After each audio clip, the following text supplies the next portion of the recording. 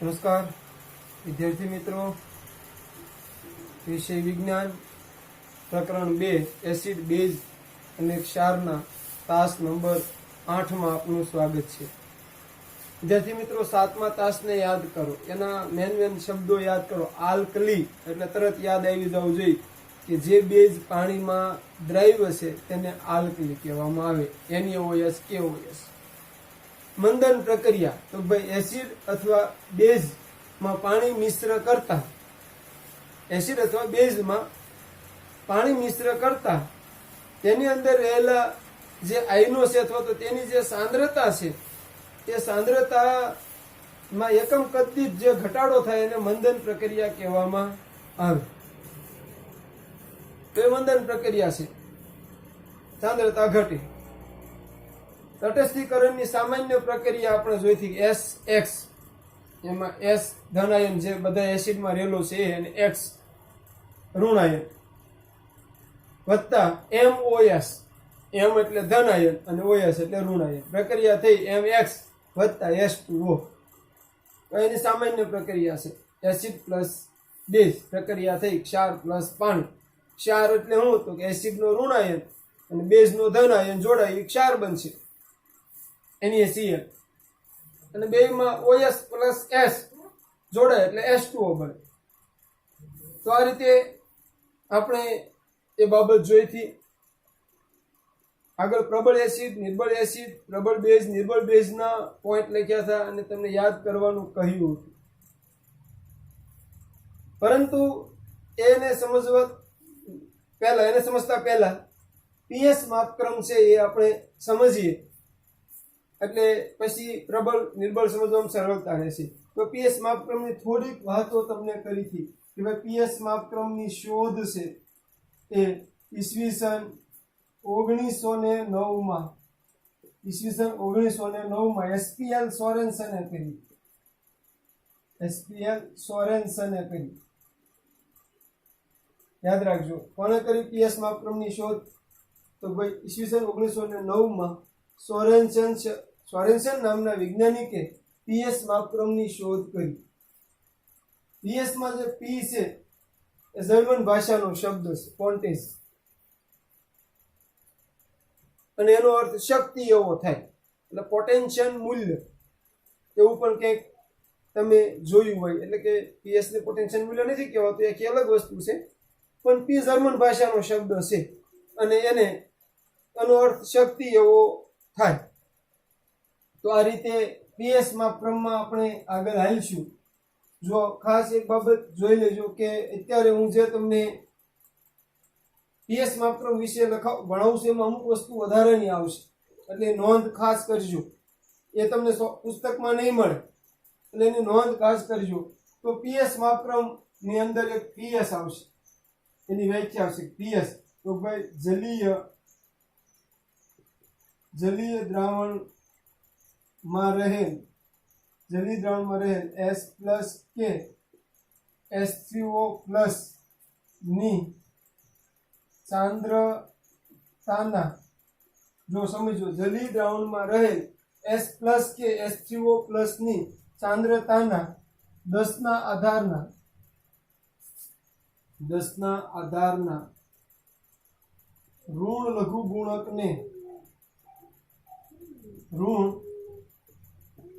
લઘુગુણકને PS કહે છે. જલીય દ્રાવણમાં રહેલા S પ્લસ કે H3O પ્લસ ની સાંદ્રતાના, તો વ્યાખ્યા યાદ રાખી લો. હમણાં POS આવશે.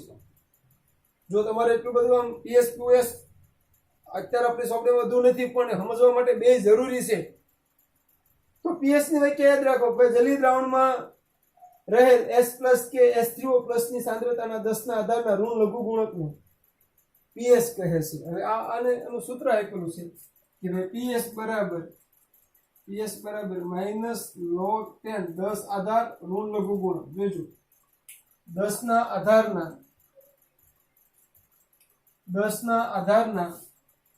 એટલે આ 10 ઋણ લઘુગુણક એટલે -log દ્રાવણની અંદર રહેલ એટલે કે H3O+. આ એનું સૂત્ર છે. પીએચ શોધવાનું સૂત્ર છે. કોઈ પણ જલી દ્રાવણની પીએચ શોધવાનું કે તેમાં આ સૂત્રનો ઉપયોગ કરવો પડે. પીએચ બરાબર -log10 કૌંસમાં H3O+. આ સૂત્રનું આ વ્યાખ્યા છે કે ભાઈ જલી દ્રાવણમાં રહેલ H+ કે H3O+, એક વાત નક્કી છે કે એસિડ કે બેઝ હોય જલી દ્રાવણમાં જેનો આયનો મુક્ત થાય, આયનીકરણ થાય. એટલે જલી દ્રાવણમાં રહેલ H+ કે H3O+ ની સાંદ્રતાના 10 ના આધારના ઋણ લઘુગુણકને પીએચ કહે છે. પીએચ ની વ્યાખ્યા છે એ આવડી જાય તો પીઓએસ ની વ્યાખ્યા આવડી ગઈ. ખાલી બદલવાનું હું જોઈ લો. જલીય દ્રાવણમાં રહેલ OS- ની સાંદ્રતાના, જોજો જલી દ્રાવણમાં રહેલ OS- ની સાંદ્રતાના, હવે એનું રીત 10 ના આધારના ઋણ લઘુગુણકને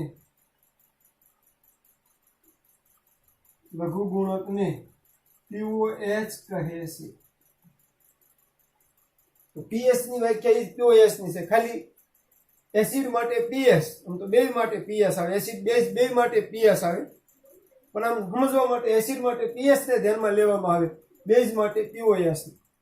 જો તમને એમ દ્રાવણ આપે કે HCl ની પીએચ શોધો તો આ સૂત્ર લખવું પડે.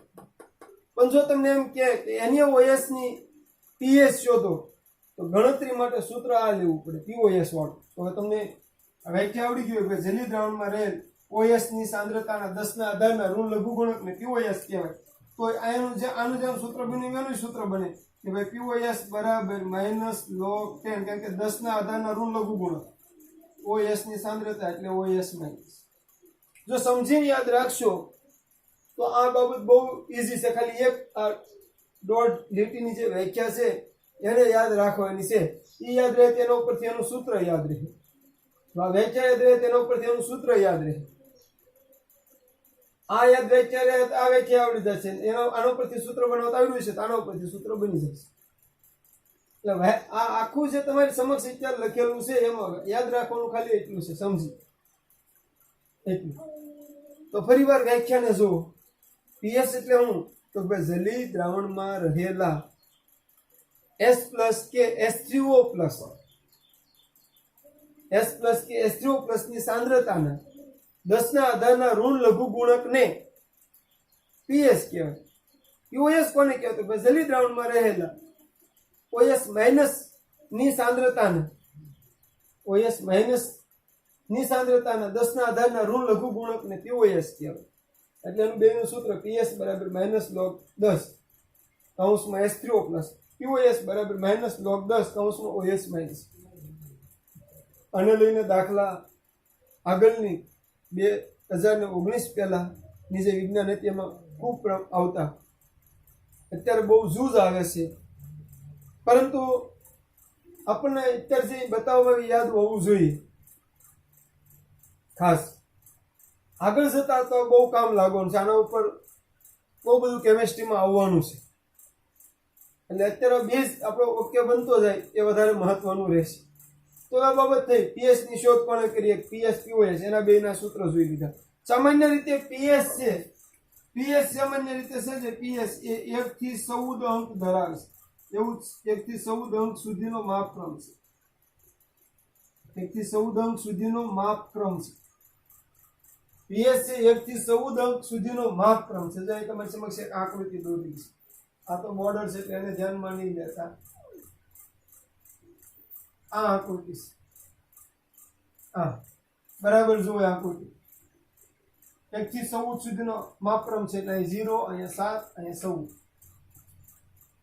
જ્યાં બરાબર 7 આવ્યા, 7 એટલી જ એની પીએચ થાય એ દ્રાવણ તટસ્થ હોય. ગઈકાલે આપણે થોડીક ચર્ચા કરી હતી. ગઈકાલે મતલબ આગળના ક્લાસમાં. એટલે હું લખું છું કે ભાઈ જે દ્રાવણની પીએચ બરાબર 7 હોય તે તટસ્થ દ્રાવણ હોય. કેવું દ્રાવણ હોય? તટસ્થ દ્રાવણ હોય. યાદ રાખજો. હવે આ 7 થી આમ 0 તરફ હાલો, અહીંયા તમે જોતા હશો. આમ 0 તરફ હાલો એમ H+ આયનની સાંદ્રતામાં વધારો જોવા મળે. H+ આયનની સાંદ્રતા વધે તેમ પીએચ ઘટે. યાદ રાખજો. એસ પ્લસ આયનની સાંદ્રતા વધે તેમ પીએસ ઘટે. એટલે હાથમાંથી 6 5 4 3 2 1 0 એમ થાય. એટલે એક વસ્તુ યાદ રાખજો, બહુ બધા બાળકોને ભૂલ થાય. પીએસ ઓછી એમ એસિડિકતા વધુ. જોજો, પીએસ ઓછી એમ એસિડિકતા વધુ, પીએસ વધુ એમ એસિડિકતા ઓછી. હવે એસિડિકતા વધુ હોય એટલે શું? તો H3O+ આયનની સાંદ્રતા વધુ. એ આખો એક કોમન મુદ્દો હમણાં લખીશ, પણ અત્યારે પીએસ ના સંદર્ભમાં હાલો તો બરાબર સેન્ટર થી આપણે લીધું 7 પીએસ હોય દ્રાવણ તટસ્થ હોય. 7 થી ઓછી પીએસ હોય, જે દ્રાવણની પીએસ 7 થી ઓછી હોય એ એસિડિક હોય. તો આપણે લખી શકીએ જે દ્રાવણની પીએસ 7 થી ઓછી હોય તે એસિડિક હોય. જે એસિડ વિશે તમે જાણો એ બધાની પીએસ નો અંદાજ લગાડવાનો. તો 7 થી ઓછી લીંબુનું દ્રાવણ હોય, ટામેટાનું દ્રાવણ હોય, આંબલીનું દ્રાવણ હોય, છાશ હોય, આ બધાની પીએસ 7 થી ઓછી. અહીંથી આમ આવે એસ પ્લસ આયનની સાંદ્રતામાં ઘટાડો. અહીં લખો લખી શકો કે ભાઈ OS માઇનસ આયનની સાંદ્રતામાં વધારો. અહીંયા ખાસ સમજજો, આ બાબતને બરાબર સમજજો. તો અહીંથી તમે આમ આલો તેમ આંક શું થાય? 8 9 10 11 12 13 ને 14 પીએસ માપક્રમ 1 થી 14 સુધીનો માપક્રમ છે. હા, જેની પીએસ હોય એ દ્રાવણ તટસ્થ હોય. જે દ્રાવણની પીએસ 7 થી ઓછી હોય એ એસિડિક હોય. અને એ લખો જે દ્રાવણની પીએસ 7 થી વધુ હોય તે ખાલી જગ્યા હોય. ખાલી જગ્યા તમને આવડતી છે, બેઝિક હોય. હવે હું તમને એમ કહું, માની લો ભાઈ એક પાત્રની અંદર X નામનું એક દ્રાવણ ભરેલું છે, X, અને એની પીએસ છે એ 9 છે. તો એ દ્રાવણ કયો ગુણધર્મ ધરાવતું હશે? જોજો, સમજો. પીએસ 9 છે તો એ કયો ગુણધર્મ ધરાવતું હશે? તો પીએસ 9 એટલે 7 થી વધુ, તો કયો ગુણધર્મ ધરાવતું છે? બેઝિક. વિકલ્પો બનાવીએ: એસિડિક, બી બેઝિક, સી બંને, ડી તટસ્થ. આવો પ્રશ્ન બની શકે. હવે તમને એમ કે ભાઈ એક બીકરની અંદર એક દ્રાવણ છે જેની પીએસ 7 છે, તો એ કયો ગુણધર્મ ધરાવતું છે? એસિડિક, બેઝિક કે તટસ્થ? કયો ગુણધર્મ ધરાવતું છે? તટસ્થ. એક દ્રાવણ છે જેની પીએસ 3 છે, તો તે કયો ગુણધર્મ ધરાવતું છે? ખબર છે તમને? એસિડિક. તો એ રીતે 7 અને 14 ના સંદર્ભમાં આયનો આલેખ છે આખો. પીએસ આખું ગોઠવણી થાય. પણ અહીંયા એક બાબત બહુ સમજવા જેવી છે જે બાળકોને મોટા ભાગે ભૂલ કરાવે. એવું માને કે પીએસ વધે ને એમ એસિડિકતા વધે. જો ઊંધું છે. પીએસ વધે એમ એસિડિકતા ઘટે, પરંતુ H3O+ માઇનસની સાંદ્રતા ઘટે. જો એસિડિકતા સાંદ્રતા સમપ્રમાણમાં છે, પીએસ અને એસિડિકતા વ્યસ્ત પ્રમાણમાં છે. એટલે એક મુદ્દો જે હું એ લખું છું એને બરાબર ધ્યાનથી સમજો કે ભાઈ એ લખતા પહેલા જે એક બાબત લઈ લો, પછી એને લખું જેથી તમને સારી રીતે સમજાય. એક વાત યાદ રાખજો કે તટસ્થ દ્રાવણ હોય ને, જે તટસ્થ દ્રાવણ ની પીએસ 7 હોય અને પીઓએસ 7 હોય. સમજો, તટસ્થ દ્રાવણમાં પીએસ 7 હોય અને પીઓએસ 7 હોય. તેમજ તેમાં H3O+ અને OS- ની સાંદ્રતા સમાન હોય. આ બાબતને ખાસ ધ્યાન રાખજો. આ મુદ્દા ઉપર આગળ હાલવાનું છે. તટસ્થ દ્રાવણમાં પીએસ 7 હોય અને પીઓએસ 7 હોય. તેમજ એમાં H3O+ અને OS ની સાંદ્રતા પણ સમાન હોય. આ બધું સમાન હોય. આ મુદ્દાને બરાબર યાદ રાખજો. આના ઉપર આપણે ઘણું બધું ફેરફાર સાથેનું કામ કરવાનું છે. એટલે આના ઉપરથી એક સૂત્ર બને છે પીએસ અને પીઓએસ નું, કે ભાઈ પીએસ પ્લસ પીઓએસ બરાબર 9. પીએસ અને પીઓએસ નો સરવાળો 9 થાય. તમે જો તટસ્થ દ્રાવણ છે પીએસ 7 અને પીઓએસ 7, તો આપણે જવાબ લેવા લઈએ કે 7 + 7 બરાબર 9. હવે તમને એમ કે પાણીની પીએસ અને પીઓએસ કેટલી છે? પાણી જોજો તો પાણીમાં પીએસ બરાબર 7, નિશ્ચિત શુદ્ધ પાણીમાં પીએસ બરાબર 7 અને પીઓએસ બરાબર પણ 7. અને તટસ્થ દ્રાવણ હોય, મીઠાનું દ્રાવણ, ખાંડનું દ્રાવણ, આ બધા તટસ્થ દ્રાવણો છે. પાણી શુદ્ધ નિશ્ચિત પાણી, આ બધા તટસ્થ દ્રાવણો છે. એમાં H3O+ અને OS ની સાંદ્રતા સમાન જ હોય. હવે સમજવાનું છે કે કોઈ એસિડિક દ્રાવણ છે, એસિડિક દ્રાવણ જોજો બરાબર, એસિડિક દ્રાવણ છે. તો એસિડિક દ્રાવણ વિશે શું કહી શકાય? તો ભાઈ એસિડિક દ્રાવણની પીએચ કેટલી છે? લેસ ધેન 7 છે. Sorry, less than 7. એસિડિક દ્રાવણની પીએચ લેસ ધેન 7 એટલે કે એની પીએચ 7 થી ઓછી છે અને પીઓએસ મોર ધેન 7 છે.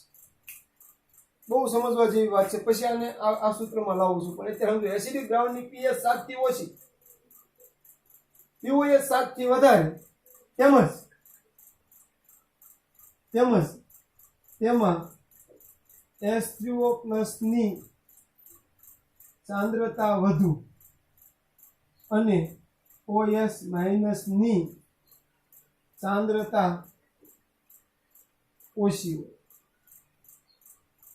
અહીં એક બહુ સિમ્પલ વસ્તુ છે, જો સમજાઈ ગયું તો આ ઈઝી વાત છે કે જે દ્રાવણ તટસ્થ હોય ને એમાં H3O+ અને OS- ની સાંદ્રતા સમાન હોય. હવે તમને એમ કે એસિડિક દ્રાવણ છે તો યાદ રાખી લેવાનું કે એસિડિક દ્રાવણ હોય એમાં H3O+ ની સાંદ્રતા વધુ હોય, OS ની સાંદ્રતા ઓછી હોય. બે હોય તો ખરા. એસિડિક દ્રાવણ હોય કે બેઝિક દ્રાવણ હોય, બેયમાં બે હોય જ. H3O+ હોય, OS- હોય, પણ H3O+ ની સાંદ્રતા વધુ હોય એસિડિક દ્રાવણમાં, OS ની ઓછી હોય. જ્યારે બેઝિક દ્રાવણમાં ઊંધું થાય.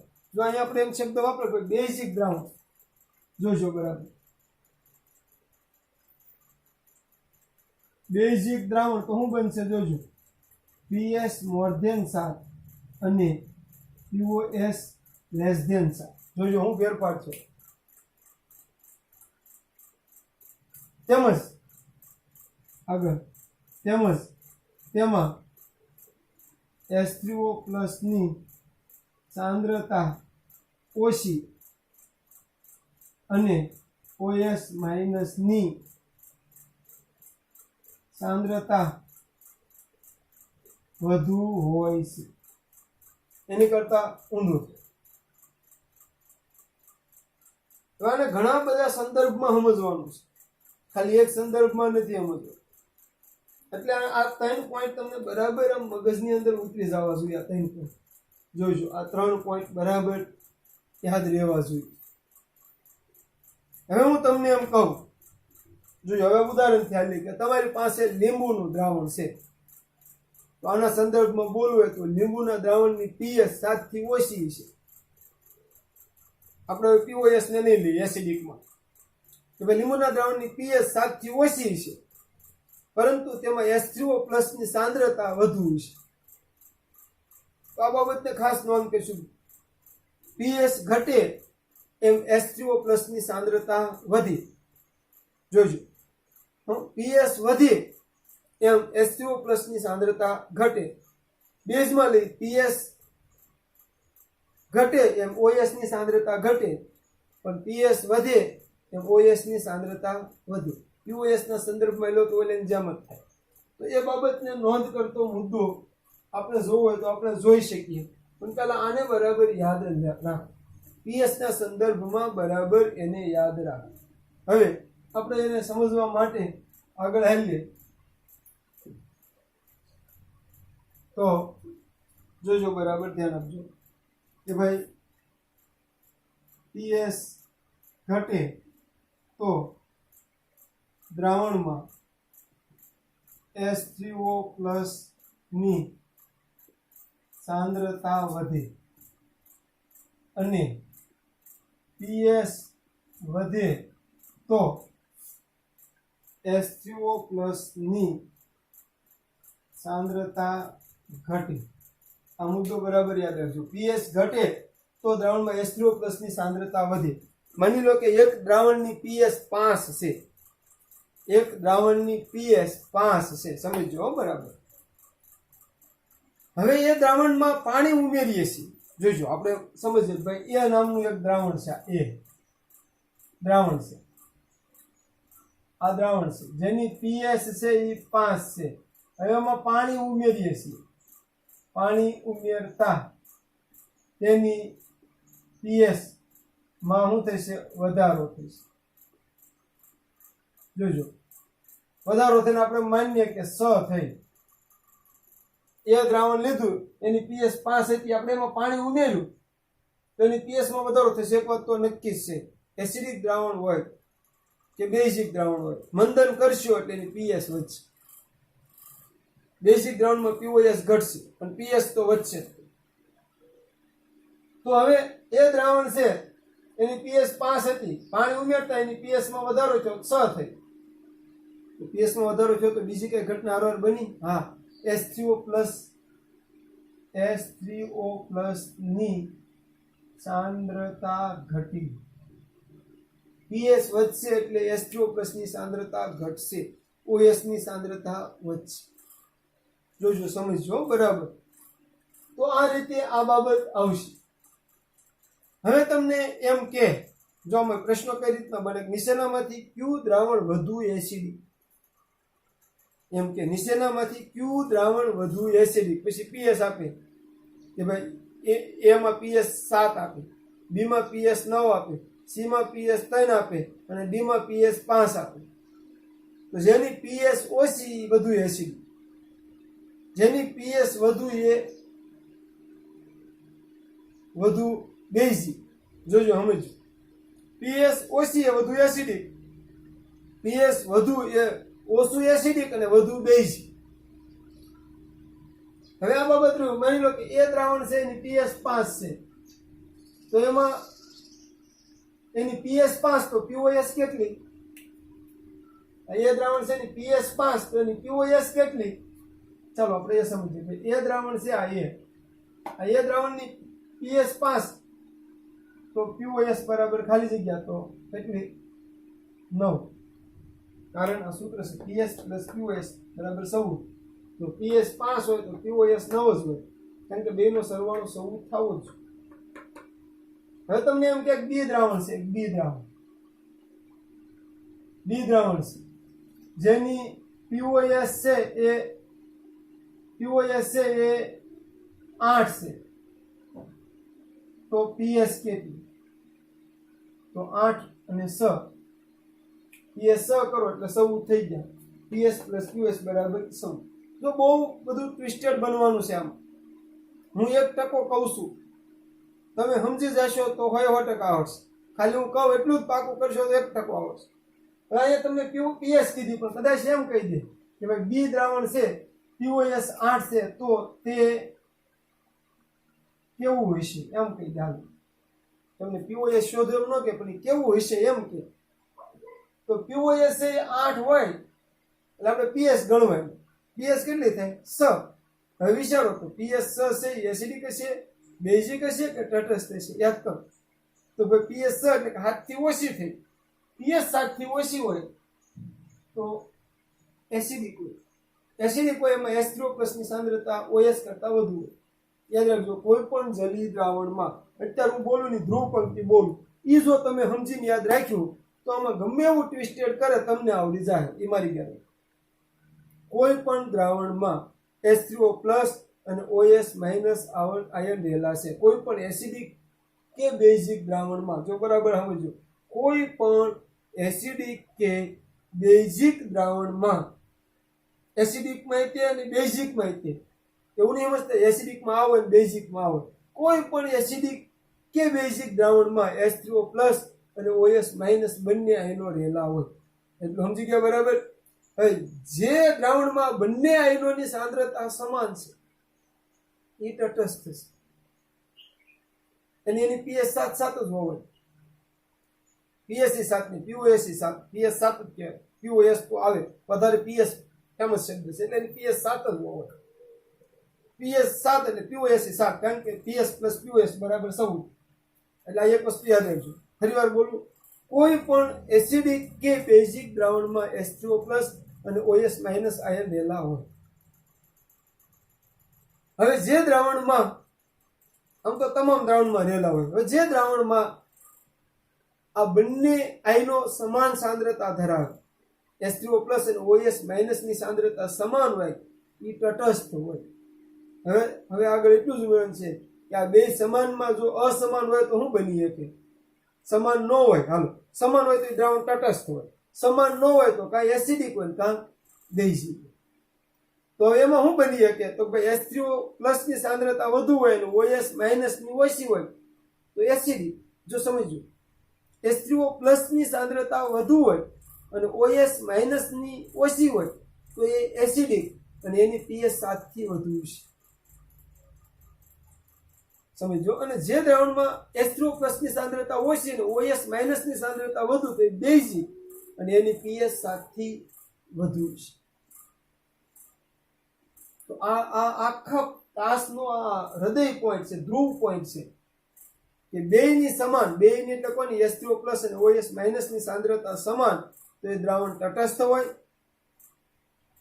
H3O+ ની સાંદ્રતા OS કરતા વધુ હોય તો એ દ્રાવણ એસિડિક હોય, જેની pH 7 થી ઓછી હોય. અને OS- ની સાંદ્રતા H3O+ કરતા વધુ હોય તો એ દ્રાવણ બેઝિક હોય અને એની pH 7 થી વધુ. તો આ ધ્રુવ પંક્તિ છે. આ બાબતને બરાબર યાદ છે, રાખજો. અહીં જોઈ લે, pH ઘટે તો દ્રાવણમાં H3O+ ની સાંદ્રતા વધે ને pH વધે તો H3O+ ની સાંદ્રતા ઘટે. આગળ આવીએ, જોજો, જે દ્રાવણમાં H3O+ અને OS- ની સાંદ્રતા સમાન હોય તે તટસ્થ હોય અને તેની pH 7 હોય. જોજો બરાબર, જે દ્રાવણમાં H3O+ અને OS- ની સાંદ્રતા સમાન હોય તે તટસ્થ હોય અને તેની pH 7 હોય. હવે આગળ આવીએ, આના જે દ્રાવણમાં H3O+ ની સાંદ્રતા OS- કરતા વધુ હોય તે એસિડિક હોય અને તેની pH 7 થી ઓછી હોય. જોજો, જે દ્રાવણમાં H3O+ ની સાંદ્રતા OS કરતા વધુ હોય તે એસિડિક હોય અને તેની pH 7 થી ઓછી હોય. હવે એ જ વિધાનમાં આગળ, એટલે જે દ્રાવણમાં H3O+ ની સાંદ્રતા OS કરતા ઓછી હોય એટલે OS થી વધુ હોય, અહીં આવું બધું બહુ ફેરફારો છે, હોય તો તે બેઝિક હોય અને તેની pH 7 થી વધુ હોય. તો pH માપક્રમ આ માટે જ સોરેનસને વિકસાવ્યો છે, બીજા બધા માપક્રમો કરતા સરળ છે. એસિડિક કે બેઝિકતા નક્કી કરવા માટે બરાબર ધ્યાન રાખજો. એસિડિકતા કે બેઝિકતા નક્કી કરવા માટેનો જે pH માપક્રમ વિકસાવવામાં આવ્યો એ ખૂબ સરળ છે. pH ઓછી એમ એસિડિકતા વધુ, H3O+ ની સાંદ્રતા વધુ, pH વધુ એમ એસિડિકતા ઓછી અને H3O+ ની સાંદ્રતા ઓછી. આનું જેમ ઓછું થાય ઓલાનું વધે. એટલે આ સંદર્ભમાં pH ને લઈને બરાબર તમે સમજી શકશો. આગળ આપણે જોઈશું, આમાં બહુ થોડુંક સમજવાનું વધારે છે, આમાં ફેરફાર વાળા પ્રશ્નો બહુ થાય, એટલે જેટલું તમે સમજશો એટલું તમને વધારે સારું રહેશે. એટલે બરાબર ધ્યાનથી જોયું.